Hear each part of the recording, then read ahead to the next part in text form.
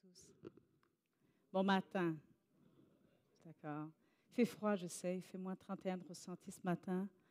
C'est vrai que c'est un peu difficile, mais j'ai été bénie par la louange, sincèrement. Je ne sais pas s'il y a des gens qui ont été touchés comme moi ce matin. Vraiment la présence de Dieu. Et ce qui est extraordinaire, c'est que Michel, quand il a choisi les chants, ne s'est pas parlé du sujet que j'allais partager aujourd'hui. Ce qui fait que ce matin, tous les chants étaient en rapport avec mon sujet, avec mes peurs, avec mes doutes. Vous savez, il y a des fois où on a envie de commencer l'année en se disant qu'est-ce que je vais apprendre, qu'est-ce que je vais faire, j'ai envie d'une nouvelle saison avec Dieu. Et je sentais dans mon cœur comme s'il fallait que je recheck un petit peu mes peurs, confronter mes peurs. Parce que je suis d'un tempérament qui aime bien maîtriser les choses. Donc, quand tu ne maîtrises pas ou tu n'es pas au contrôle d'une chose, qu'est-ce qu'on fait? On fuit. On se crée un univers où on fait la politique de l'autruche. Parce que quand on confronte une chose qui nous fait peur et qu'on n'arrive pas à trouver une solution, moi, j'ai tendance à fuir. Mais vous, non. Vous êtes très bons chrétiens. Vous faites face à ça. Moi, j'ai tendance à un peu le mettre dans un petit truc là en disant, je ne sais pas, je laisse. Mais le problème, c'est que quand tu laisses, c'est un peu comme le vin, ça fermente. Souvent, quand on retire, ça ne sent pas souvent bon. Et cette année, je voulais prendre un temps de dire, Nathalie, qu'est-ce qui t'est fait peur? Qu'est-ce qui ne va pas? Qu'est-ce que tu penses que tu ne devrais pas améliorer, mais laisser le Seigneur exposer? Et je sais qu'il y a des saisons que Dieu amène quelque part pour... vous savez, quand tu ne sais pas que tu es malade et que tu vas chez un médecin, il te pose des questions, il fait des examens et puis il fait un diagnostic. Et souvent, je sentais que Dieu me disait, n'aie pas peur. Moi, je me checkais, je dis, moi, je n'ai pas peur, moi, je suis au contrôle, je suis au taquet, tout va bien. Mais quelque part, même mon corps me disait que j'étais tendue. Et curieusement, ces dernières années, ma tension a commencé à augmenter jusqu'à ce que réellement, je me pose la question, mais qu'est-ce qui me fait peur? Qu'est-ce qui ne va pas? Et souvent, on recherche les prophètes, mais notre corps est un vrai prophète. Ah ouais, des fois, notre corps est un prophète. Des fois, on est tellement tendu que les gens tout autour savent qu'on est tendu, sauf nous-mêmes. N'est-ce pas? Et Dieu, ce que j'aime, quand il veut te délivrer, il amène des choses, des saisons. Vous savez, pour délivrer une personne qui pense qu'il est fort, qu'est-ce qu'il faut faire? Il faut l'alourdir encore plus pour lui montrer ses limites. En tout cas, pour moi, Dieu m'amène dans des saisons où il me dit, OK, je vais un petit peu monter la cadence de volume 1 volume 2 jusqu'à faire volume 7 et je vais voir si vraiment tu vas gérer ça. Jusqu'à ce que je dise, non, Seigneur, c'est toi qui es au contrôle. Amen. Et ce matin, j'aimerais que ça soit moi, que ça soit vous, prenons un temps de lâcher prise, de faire face à nos peurs, non pas pour que nous les résoudsions, mais pour que Dieu intervienne. Amen. Prions ensemble. Père, merci pour tout ce qui nous arrive. Merci même pour les saisons d'incompréhension, les peurs, des choses que nous aimerions faire autrement, mais qui ne se passent pas comme on veut. Mais je sais que c'est dans ces moments, Seigneur, c'est là où nous avons de bonnes rencontres avec toi. C'est là où tu parles à nos cœurs. Et j'aimerais que ce matin, tu me parles, tu nous parles, tu parles à chaque personne ici qui a besoin d'être rassurée par toi. Parce que tu sais très bien tout ce qu'on traverse. Tu n'es jamais surpris par ce qui est en train d'arriver dans nos vies. Mais tu as toujours une solution pour sortir de ces problèmes. Père, accorde-nous par ton esprit ce matin de reconnaître que nous avons déjà la solution, toi. Que rien n'est perdu et que ce n'est pas la peine d'avoir peur, parce que tu n'as pas d'ennemis, Seigneur. Personne n'est égal à toi, donc tu ne peux pas avoir d'ennemis. Et merci parce que ce matin, ce que nous pensons être nos ennemis vont être atterrés. Nous te le demandons dans le nom de Jésus-Christ. Amen. Amen. Donc, moi, en faisant mes recherches sur la peur, j'ai essayé de regarder dans la Bible la première fois, en fait, où le mot peur apparaissait. Parce que je trouvais que quand même c'est intéressant de se dire, tiens, c'est dans Genèse, merci. Il y a des gens qui ont commencé à faire le job avant moi, j'aurais dû vous consulter. Et c'est vrai que le premier sentiment négatif verbalisé par Adam, c'est la peur. Mais avant de parler du commencement, faut juste qu'on se rappelle que tout ce que Dieu a fait, il l'a fait par amour. Jésus, quand il est venu dans le Nouveau Testament, il donne la révélation d'un Dieu qui est amour. Chaque fois dans le Nouveau Testament, on rappelle, Dieu est amour. Parce que quand nous avons la révélation de son amour, c'est là où nous nous approchons de lui. Il n'a pas l'amour, il ne nous donne pas l'amour. Il est par essence amour. Donc tout ce qu'il a fait, il l'a fait par amour. Et je me suis mis un peu dans ma tête en disant, mais quand il a créé l'univers, quand il a créé la terre, les ciels et la terre, il a fait avec amour. Parce qu'il est incapable de faire autrement. Donc toute sa science, il l'a fait par amour. Et vous savez, vous n'avez qu'à remarquer, déjà dans la création, des choses magnifiques. Il y a des plages où tu te dis, wow, quand même, c'est beau. Tu vois des papillons magnifiques, tu vois des poissons extraordinaires. Franchement, il y a une touche divine dans tout ce qu'il a créé, d'une beauté extraordinaire. C'est un artiste, donc si vous êtes artiste, connectez-vous à lui, vous serez le meilleur. Donc, il a toujours tout fait par amour. Et quand il a créé l'homme, il l'a fait aussi par amour. Amen. Donc, tout ce qu'il a créé, il a créé par amour. Et quand il vous a créé, quand il m'a créé, il m'a aussi créé par amour. Vous savez, il y a des gens qui peuvent être nés dans des situations un peu particulières. Peut-être que tu penses que tu n'étais pas un enfant désiré. Peut-être que tu es né dans des contextes assez particuliers. Peut-être que tu étais désiré ou tu penses que tu ne l'étais plus. Mais tu n'es pas né pour tes parents, tu es né pour Dieu.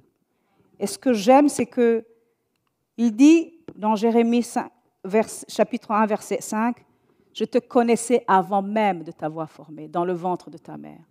Je t'avais mis à part pour me servir avant même que tu sois né. » Je me dis, c'est un père qui est tellement aimant, qui se dit, je vais crier Nathalie, je vais le regarder, je suis déjà amoureux, j'aime cet enfant avant que même il soit dans la conception de ses parents. Vous êtes une idée divine. Dieu vous a aimé même avant que vos parents pensent de vous avoir. Amen. Déjà, savoir que vous êtes aimé d'un amour extraordinaire, moi, ça me rassure. Donc, tout ce que Dieu va faire dans notre vie, il le fait par amour. Vous savez que moi, j'ai de jeunes enfants, adolescents, pré-ados, enfants. Des fois, vous pouvez dire non à des enfants, ils pensent que vous les détestez. N'est-ce pas? N'est-ce pas? Des fois, un peu dur, hein? Un peu dire non, ça, je ne déroge pas. Et on peut même se poser la question, est-ce que je transmets réellement l'amour envers mes enfants? Alors hier, en train de préparer cela, des fois tu fais face aussi à tes peurs de parents. Est-ce que je fais bien les choses? Est-ce que on est parfait, pas parfait? Il y a toujours quelque chose qui passe dans la tête. Et je me rappelle que j'étais là en train de louer le Seigneur. Je dis, Seigneur, je décide de te louer, peu importe ce que je fais. Ce que je suis devant toi est déjà mieux que ce que je pense de moi-même. Et pendant ce temps-là que je louais le Seigneur, il y a déjà mon fils qui m'a fait une belle surprise. Il est tombé sur un short sur YouTube. Il a commencé à copier chaque paragraphe. Il m'a amené le papier. Et là, c'était « Chère maman, je voulais te dire que je t'aime ». Bon, c'était un langage extrêmement soutenu pour lui, mais je trouve que l'idée derrière de prendre le temps d'écrire pour sa mère était quelque chose de beau. C'est venu à un moment où je me posais la question, est-ce que je fais bien les choses? Est-ce que j'ai peur? Est-ce que je vais y arriver ou pas? Et là, une autre de mes filles me montre une prière qu'elle a faite à Dieu en disant « Je te loue, je te remercie pour ma famille, etc. » Écoutez, c'est venu me chercher. Je ne pensais pas que j'allais pleurer. Et j'ai pleuré de joie. Et ils ont eu peur. Hein. Ils ont dit, mais maman, qu'est-ce qui ne va pas? Non. J'ai dit, non. Ça, ce sont des pleurs de joie.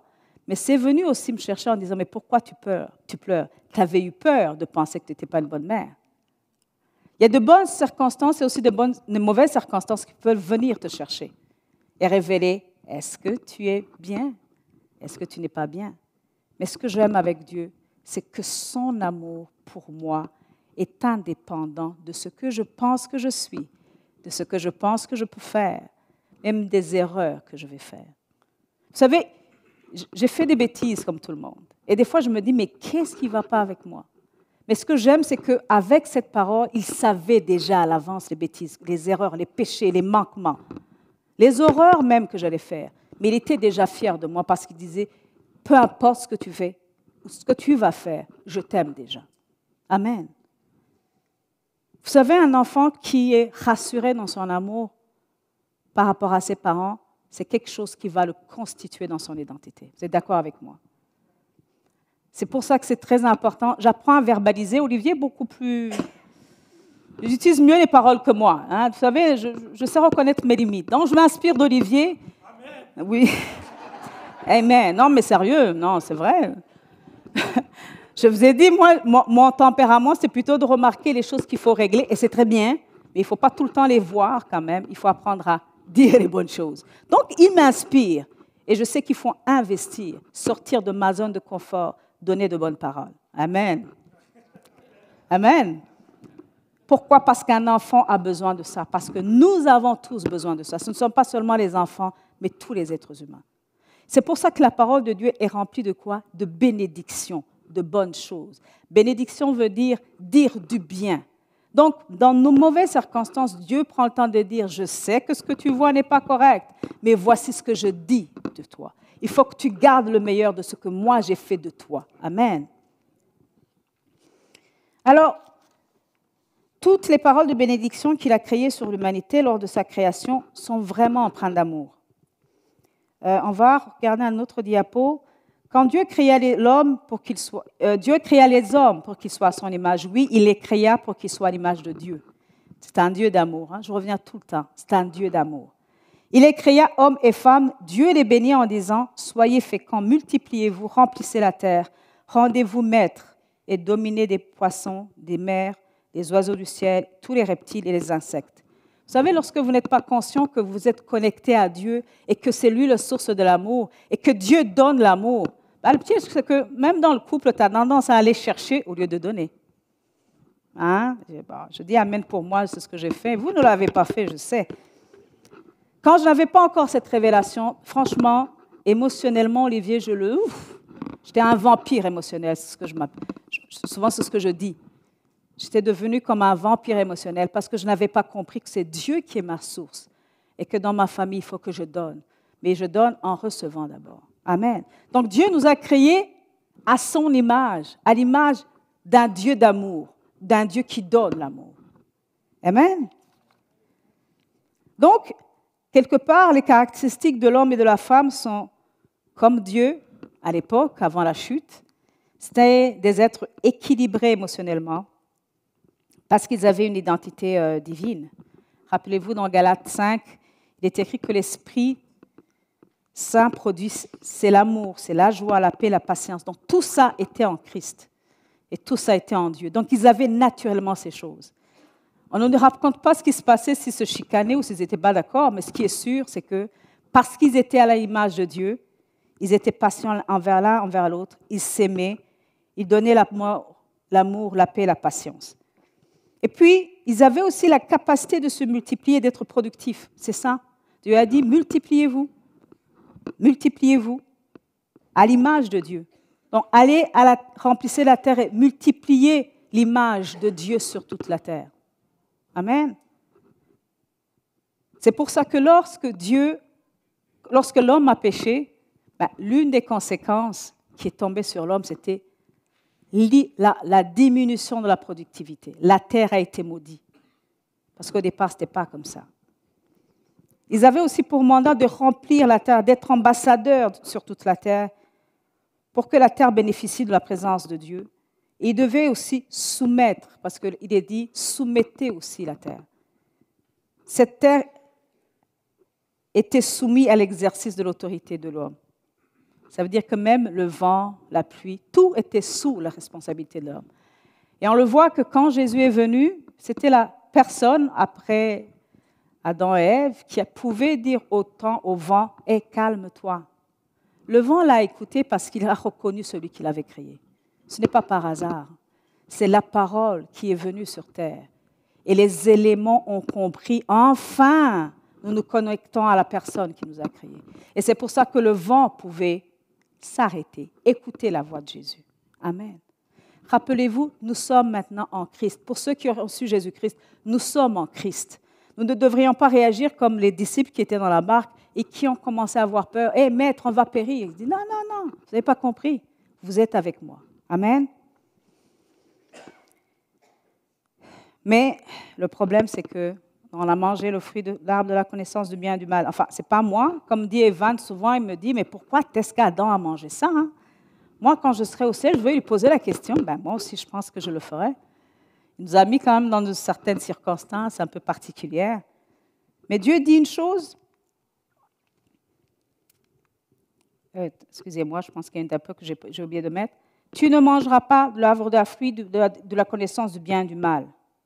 Le mot connaissance veut dire dans l'hébreu la perception, l'adresse ou la capacité, le discernement, la compréhension, la sagesse ou l'intelligence et même l'aveuglement ou la folie. Donc Dieu disait, si jamais tu manges ce fruit-là, tu vas percevoir, tu vas avoir une capacité, un certain discernement humain pour lequel je ne t'ai pas créé. Mais en même temps, le bien, c'est quoi? En hébreu, c'est tobi. C'est une bonne chose, un bienfait, un bien-être. C'est quelque chose de positif quand même, hein?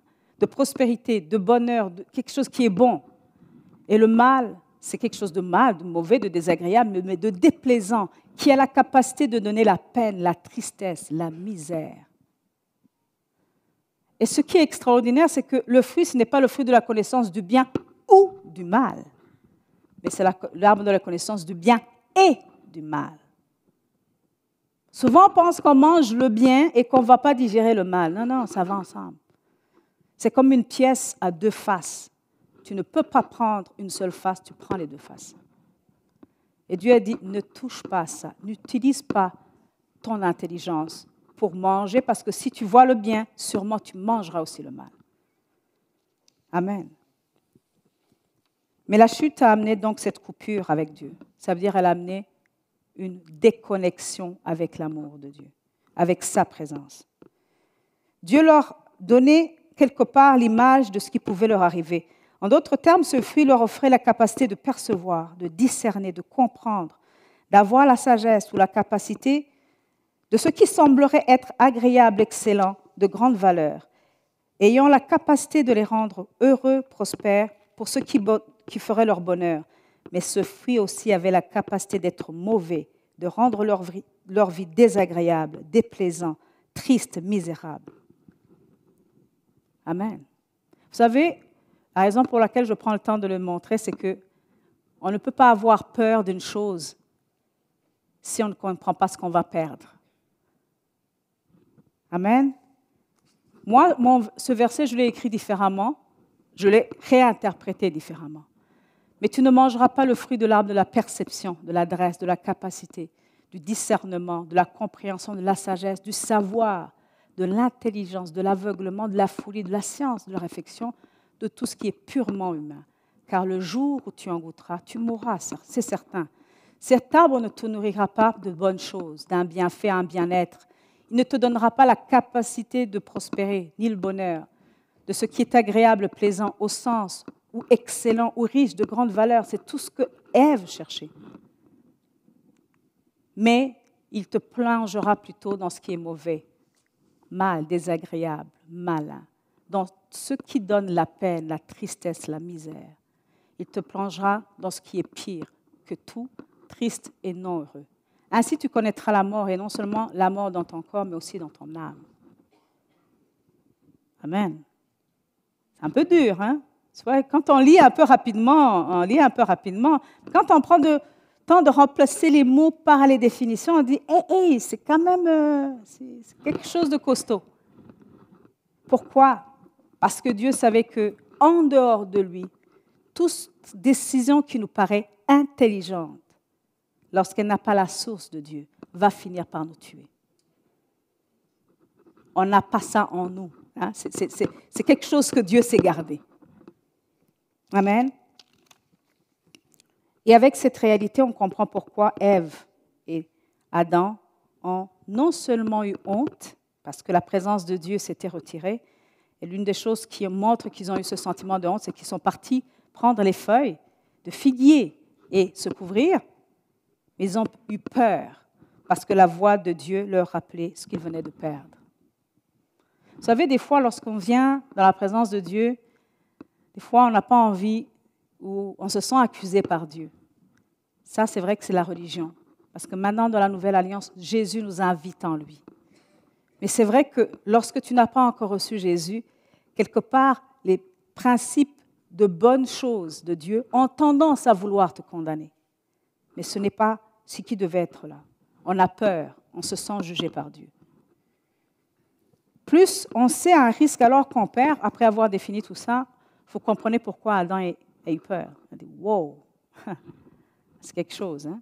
Vous savez, je ne sais pas si vous avez entendu dans les nouvelles, il y a eu une collision aux États-Unis d'un avion et d'un hélicoptère.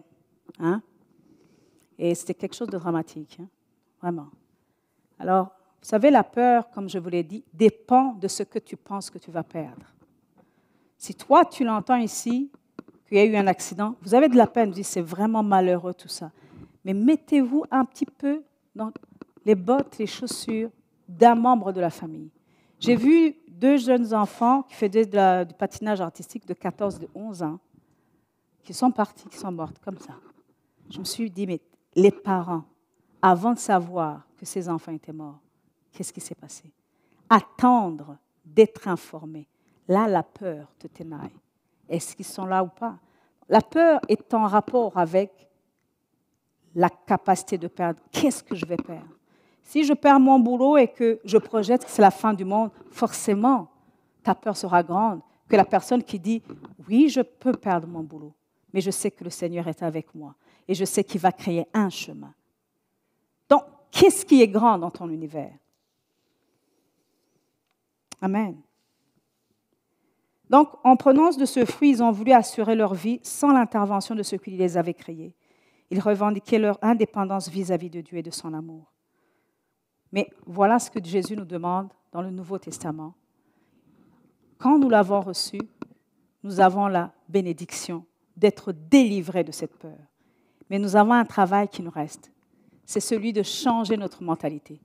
Frères, puisque Dieu a ainsi manifesté sa bonté pour nous, sa grâce envers nous, je vous exhorte à vous offrir vous-même en sacrifice vivant, réservé à Dieu et qui lui est agréable. C'est là le véritable culte que vous lui devez. Ne vous conformez pas aux habitudes de ce monde. Donc, dans d'autres termes, ne mangez pas le fruit de la connaissance du bien et du mal. Mais laissez Dieu vous transformer et vous donner une nouvelle intelligence, celle que Adam et Ève recherchaient dans le jardin en dehors de Dieu. Vous pourrez alors discerner ce que Dieu veut, ce qui est bien, ce qui lui est agréable et ce qui est parfait. Amen. Donc, dans tout ce que je suis en train de traverser dans ma vie privée, qu'est-ce que je regarde? Souvent, je regarde, j'analyse. Je vous ai dit, je suis un peu trop cartésienne. Hein? Je soupèse, je pèse, je propose à Dieu, je donne des propositions à Dieu. Je lui dis, écoute, je suis tannée, j'aimerais que les choses soient comme ça, mais j'oublie qu'il est Dieu et qu'il est capable de faire les choses bien plus puissamment que moi. Et là, mon job, c'est de dire, je sais, ce que j'analyse, peut-être, c'est la vallée de l'ombre de la mort, mais tu es avec moi. J'ai beaucoup aimé les chants de ce matin. Ils sont vraiment venus me chercher. Quel repos! En toi, nous n'avons que le repos. Pourquoi? Parce que la peur, c'est vraiment l'opposé de la paix et du repos. Lorsque vous avez peur, vous êtes ténaillé. Ce qui est extraordinaire, c'est que ça fait quelques semaines que je prépare ce sujet. Mais hier soir et ce matin, j'ai été, envahie par un flot de feu. Je n'ai jamais ressenti ça. J'étais tellement envahie par la peur que ce matin, j'ai dû me lever en disant, je vais prendre le temps de confesser sa parole sur moi. Et j'ai pris le temps de confesser. Vous savez, entrer dans la présence de Dieu, ce n'est pas seulement avec les louanges, mais c'est de prendre sa parole et de dire, oui, le bonheur et la grâce m'accompagneront tous les jours de ma vie. Prenez et saisir ces paroles, ces bénédictions, où tu te dis, oui, je ne dois pas faire confiance à mes peurs, à mes sentiments, à ce que je reçois. Et là, j'ai commencé même à dire comme David, mon âme bénit l'Éternel. J'ai dit, je dois te commander. Parce que là, la peur, écoutez, j'ai commencé à avoir eu tellement peur que je me disais, mais je vais faire un arrêt cardiaque. Là, hein, Puis, vous imaginez, avec mon mindset de médecin, je dis, OK, je sais, la douleur. Bon, il y a des gens qui commencent à comprendre. Qu'est-ce qui ne va pas? Écoute, c'était tellement intense, mais j'ai pris le temps de dire, je confesse que tu es grand, que tu es mon Dieu. Je ne suis pas dans la vallée de la mort, mais dans la vallée de l'ombre. C'est une ombre, ça n'existe pas. Donc c'est une irréalité. Parce que ma vraie réalité, c'est que tu es avec moi. Et là, le combat de la foi, c'est de confesser pendant ces moments-là. Parce que des fois, je priais, Seigneur, viens me délivrer de la peur. Oh mon Dieu, j'ai confessé souvent. Je ne sais pas pour vous, mais des fois, ça ne marchait pas. Jusqu'à ce que Dieu me montre qu'il m'a déjà délivré, parce qu'il m'a donné son Fils dans ma vie. Amen.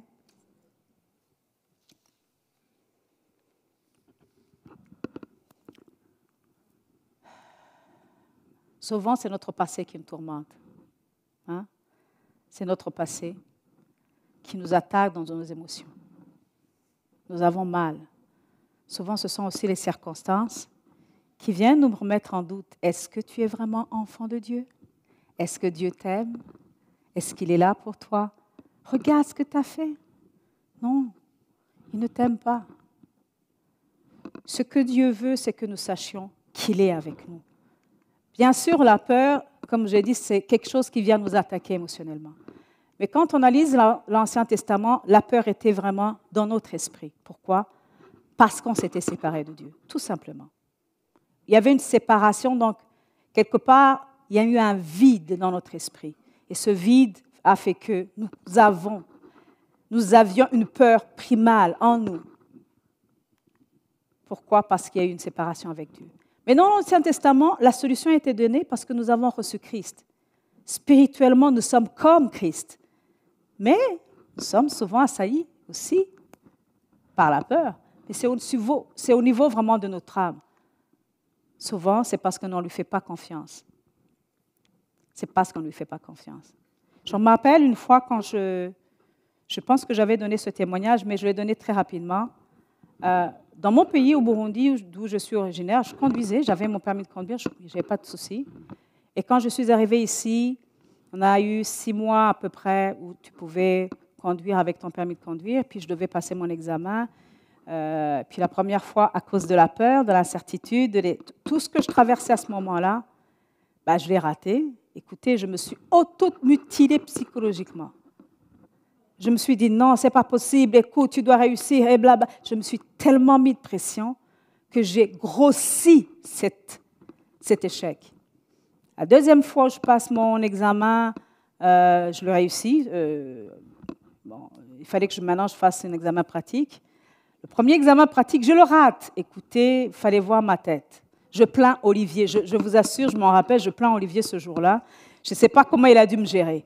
Mais je le voyais comme la fin du monde, parce que je me définissais par ce que je faisais. Et Dieu accepte que des fois, on passe par des échecs pour nous remettre en question. J'ai eu tellement peur. Je me suis tellement détestée. Et je me disais, je ne suis même pas capable de conduire alors que je conduisais. Et la COVID est venue. Donc, ça a fait encore plus de temps. Mais donc, je devais refaire mon examen. Et je repasse mon examen et chaque circonstance vient me dire, non, ce n'est pas possible. Non, ce n'est pas possible. Non, vous ne pouvez pas passer maintenant. Non, si vous voulez pratiquer, il faut apprendre plusieurs mois. Et tout était contre moi. Et je me rappelle que chaque fois que j'entendais une mauvaise nouvelle, je mettais mes écouteurs. Et pendant 30 minutes, 1 heure, je confessais la parole de Dieu. Seigneur, peu importe le résultat, que je réussisse, que je ne réussisse pas, je sais ce que je suis devant toi. Parce que tu dis que je suis la prunelle de tes yeux. Tu dis que tu m'aimes et que tu ne me délaisseras pas. Seigneur, merci. Écoutez, ça a été un exercice. Vous savez, vous combattez contre les tempêtes émotionnelles, vous combattez contre les circonstances qui vous disent un. Mais au bout de quelques temps, je l'ai passé et je vous assure, j'ai tremblé comme une feuille. J'ai dit, wow, pourquoi est-ce que j'ai eu autant peur? Parce que je me remettais tout le temps en question. Comme dans la petite vidéo, ça peut être votre passé, ça peut être les gens qui vous ont dit des mauvaises choses, les gens qui comptaient pour vous, qui ont dit que non, vous n'êtes pas terrible, vous n'êtes pas capable, tout ça, et c'est resté en vous. Peut-être que les autres ne le voient pas, hein, mais vous le savez. Vous savez que vous souffrez beaucoup. Mais tout ça a en commun, que ce soit au niveau de notre esprit ou de notre âme, la cause commune, c'est de manger l'arbre de la connaissance du bien et du mal. chaque fois, même en tant que chrétien, le problème que nous allons avoir pour éloigner cette peur, c'est d'analyser. Ne le mange pas. Seigneur, je ne vais pas m'en sortir. Nathalie, n'analyse pas, ne regarde pas. Regarde ce que je te dis. C'est pour ça que les rencontres connexion qui sont en train d'être créées ici, si jamais vraiment vous n'avez pas d'endroit où vous ne pouvez pas vous évoluer spirituellement, vous savez, ce n'est pas qu'on soit parfait. Les personnes qui viennent enseigner ici ne sont pas parfaites. Hein? Ah non, non, demandez-le à Olivier, je ne suis pas parfaite du tout. Mais en même temps, ce sont des moments où nous allons échanger. Vous savez, il y a des rencontres qu'on faisait chez Linda à une certaine période. Écoutez, je me suis nourrie de ça. Ça a été une béquille pendant des années. Ça m'a rassurée en tant que mère en disant, wow, OK, il y a des moments aussi qui passent par des moments difficiles. Donc, il y a de l'espoir quand je suis en train de les regarder. Quand j'entends d'autres mamans dans des rencontres de connexion, d'autres personnes, des témoignages, ou un père qui nous dit, il y a un frère qui nous a donné un jour un témoignage, qui m'en a parlé personnellement, je me suis dit, wow, my God, ça me rassure en tant que père, et mère, plutôt mère, en tant que parent, quand je vais traverser des moments difficiles. Donc, les rencontres connexion, ce n'est pas pour être religieux, mais c'est plutôt pour nous réchauffer ensemble, nous redonner de la foi. Parce que lorsque tu traverses un moment difficile, tu as besoin de quelqu'un. Et des fois, tu n'as pas besoin de ton conjoint, tu as besoin de quelqu'un d'autre. Parce que je sais, des fois, Olivier peut me dire, tu sais, la parole de Dieu, c'est pas le moment, hein? C'est pas le moment. Non, c'est pas le moment. C'est pas le moment. Mais si Karine vient à m'en parler, je dis, oh, OK. Ça vient me chercher parce que peut-être que la personne est étrangère à cette situation. Donc, elle a peut-être un œil beaucoup plus éclairé. Si Edith m'exhorte, je dis, OK, tiens, ça a du sens. Mais il a dit la même chose qu'Olivier, hein? Mais je ne sais pas pourquoi. Je l'écoute mieux. On a tendance un petit peu à ne pas écouter les prophètes de la maison. Je l'écoute, mais des fois un peu plus difficilement. Hein? Donc, lorsque nous avons besoin, vraiment, nous avons besoin de comprendre à quel point la présence de Dieu est primordiale. Il est « je suis ». Il est tout le temps avec nous. Je vais inviter le groupe de louanges parce qu'on va partager un petit peu quelques passages pour la Sainte Seine. Parce que j'aimerais que ce matin, la Sainte Seine soit un moment de libération, de vous rappeler à quel point vous êtes aimés, à quel point vous appartenez à une famille extraordinaire, à quel point le royaume de Dieu est à votre disposition et que pour cette raison, nous ne devrions même pas avoir peur. Amen. J'aime ce passage qui dit, puisque ces enfants sont tous des êtres de chair et de sang, Jésus lui-même est devenu comme eux. Il a participé à leur nature humaine. Ça me rassure de savoir que Jésus a eu peur comme moi, ou même, mieux, qu'il a eu peur plus que moi. Jésus lui-même est devenu comme eux, il a participé à leur nature humaine. C'est ainsi que par sa mort, il a pu écraser le diable, qui détient la puissance de la mort, et délivrer ce que la peur de la mort, rendait esclaves durant leur vie entière. Vous savez, la peur peut nous rendre esclaves alors que nous sommes enfants de Dieu. Il y a un passage que j'aime beaucoup dans Galates chapitre 4. Or, aussi longtemps que l'héritier est enfant, il ne diffère en rien d'un esclave, quoiqu'il soit le maître de tout. Et je me suis rendu compte que dans beaucoup de circonstances, j'étais comme un enfant. Je n'étais pas comme un héritier. Je ne prenais pas mon autorité d'héritier. Et le mot enfant en latin, c'est infaris, qui ne parle pas. Et j'ai pris la décision de dire, Seigneur, chaque fois que j'ai peur, je vais vérifier dans ta parole ce que tu dis par rapport à mes peurs. Et je vais la confesser. Et je fais sortir ces mots. Et je vais dire à mon âme, soumets-toi à Dieu. Il est temps qu'on dise à notre âme, non pas qu'on seulement ressente. Vous savez, les sentiments ou les émotions sont d'un très bon pour nous montrer ce qu'on croit. As-tu peur? Écoute, ça veut dire que tu crois une mauvaise chose. Va dans la parole de Dieu. Amen.